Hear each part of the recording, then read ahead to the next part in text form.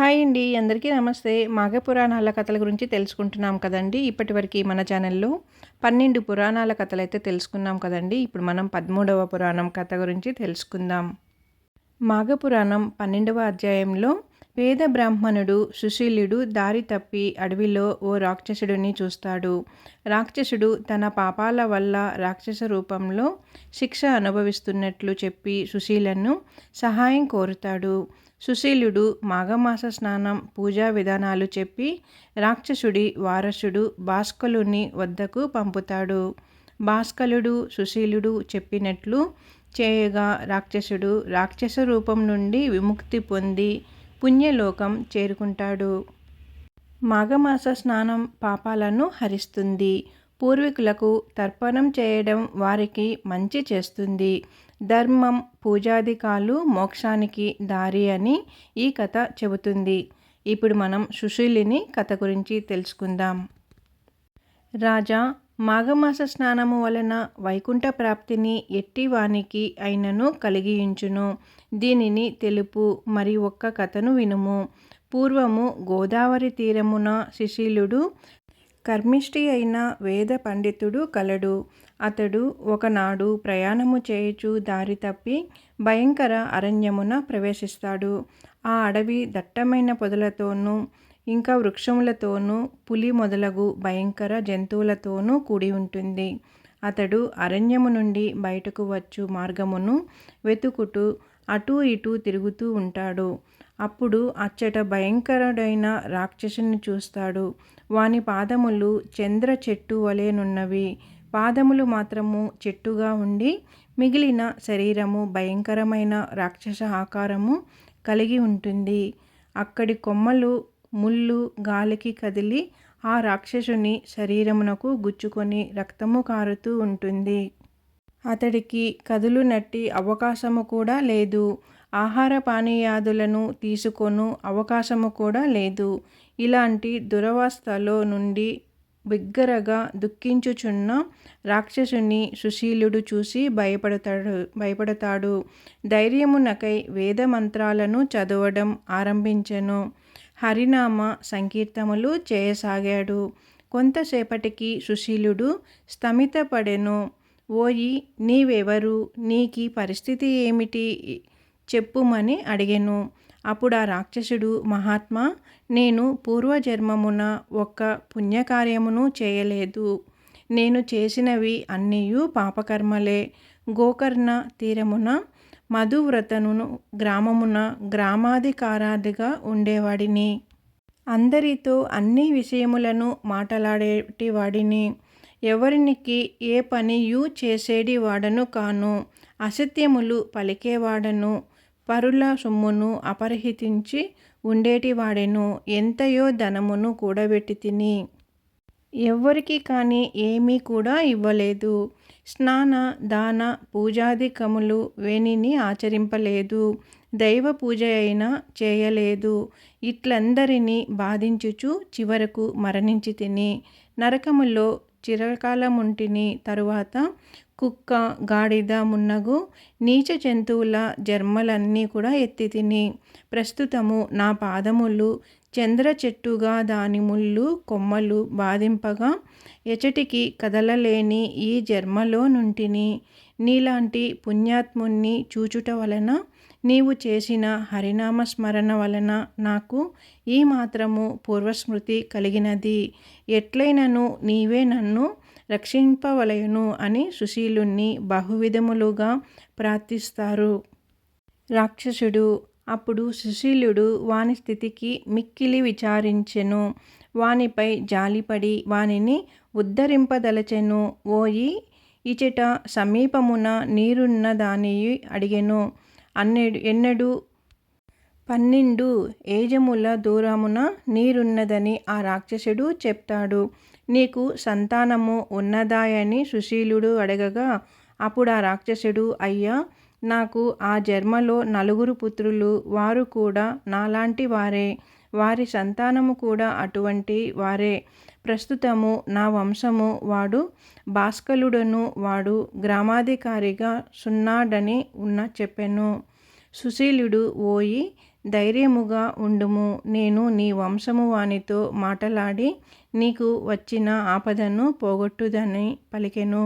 రాక్షసుడు పూర్వజన్మలోని వంశములో ఉన్న వానిని భాస్కలుడను వానిని వెతుకుతూ పోతాడు. సుశీలుడను రాక్షసుణ్ణి పూర్వజన్మలోని వంశము వాడైన భాస్కలుణ్ణి వద్దకు పోయెను. వానికి తాను చూసిన భాస్కలుని పూర్వీకుడైన రాక్షసుని వృత్తాంతమును తెలియచెప్పెను. అతడు రాక్షస రూపమున నున్న నా పూర్వీకునకు రాక్షస స్వరూపము పోవలెనున్న ఏమి చేయవలనో చెప్పునని అడుగుతాడు. అప్పుడు ఓయి నీవు మాఘమాసమున నదీ స్నానము చేయము. శివును గాని కేశవును కాని నీ ఇష్టదైవమును పూజింపుము. పురాణమును చదువుము లేదా వినుము. దీనివలన నీ పాపములు పోయి నీకు పుణ్యము కలుగుటయే కాక పూర్వులైన నీ పితృదేవతలు పాపక్షయములు నొంది పుణ్యలోకములకు పోతారు. స్నానము 7 విధములు. అవి 1 మంత్రములను చదువుచు చేయు స్నానము మంత్ర స్నానము అని అంటారు. 2 మట్టిని రాచుకొని చేయు స్నానము మృత్తికా స్నానము అని అంటారు. 3 భస్మము శరీరమునకు రాసుకొని చేయు స్నానమును ఆగ్నేయ స్నానము అని అంటారు. 4 గోవులు నడుచుచూ ఉన్నప్పుడు పైకి ఎగిరిన దుమ్ము మీద పడునట్టుగా చేసిన స్నానము వాయవ్య స్నానము అని అంటారు.